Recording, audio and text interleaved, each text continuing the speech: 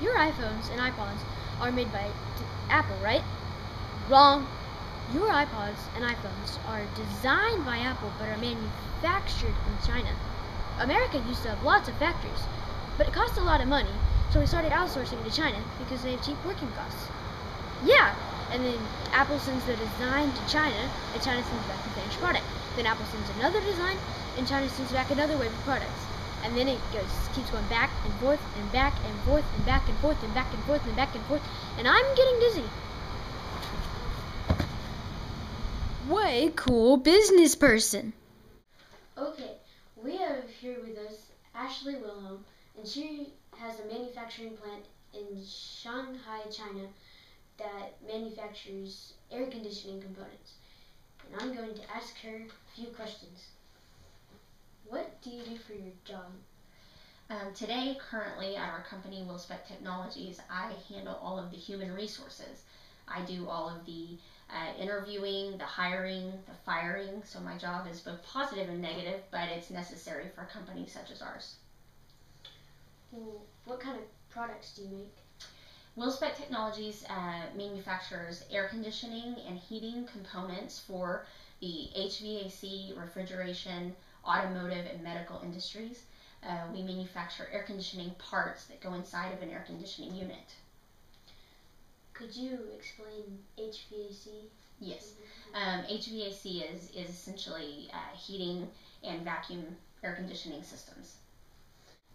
What is it like being in China? China's a very interesting place. As we've talked previously, there's many things in China that are changing. It's becoming a very modern society in some cities, while other places, especially in the countryside, are still very behind U.S. standards. The people in China are very friendly, they're very welcoming, but they're very comfortable with having mostly Chinese around. So although they're very friendly with foreigners and they like for us to visit, it's still a very, very homogeneous society where everybody is Chinese. What is the shipping like? We have two types of shipping. One type is called air freight, and that is where the products are taken and placed on an airplane and they're shipped overseas back here to the United States. We take them and we put them in our warehouse, and then from there they go to different parts of the country or different parts of the world.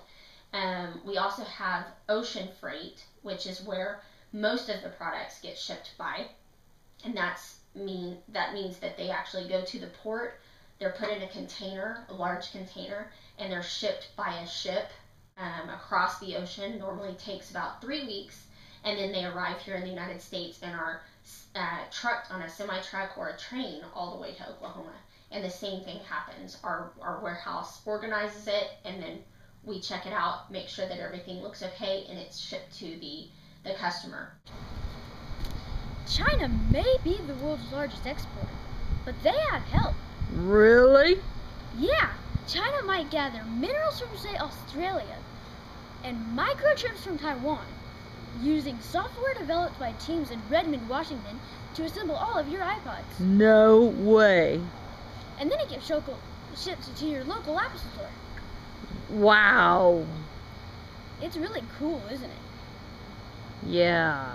Try this. Get your iPhones, your iPads, your iPods, anything made by Apple, and look on the back. Okay.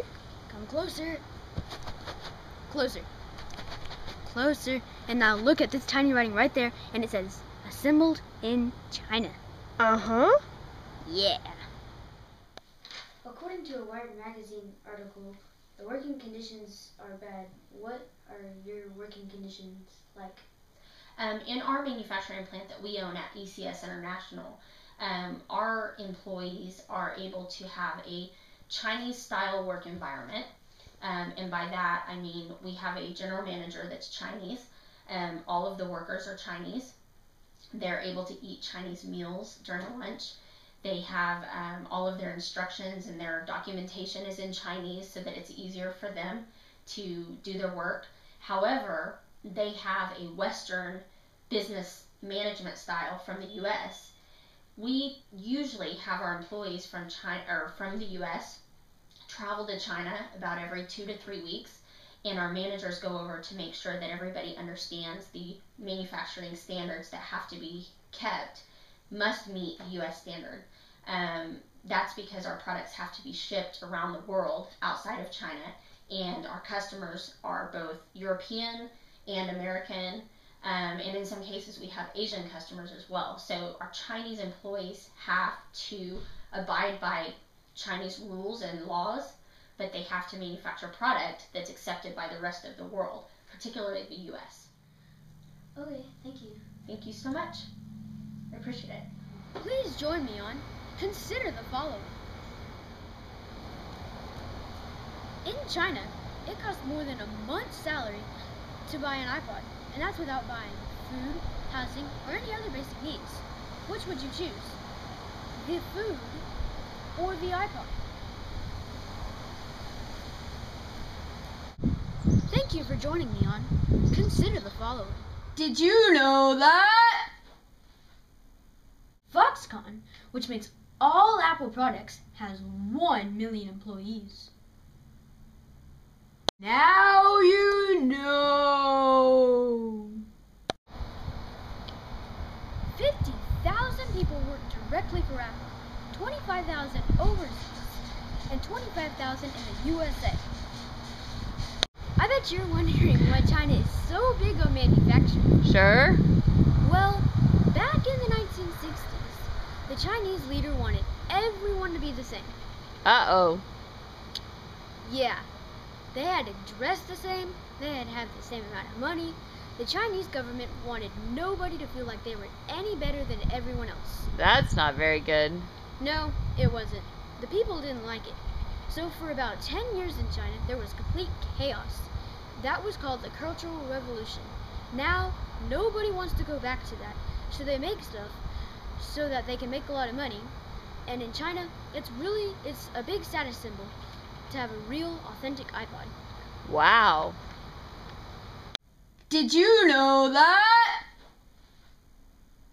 The Chinese are really good at copying things. But if you go to China and buy a replica, the quality will be horrible. Now you know.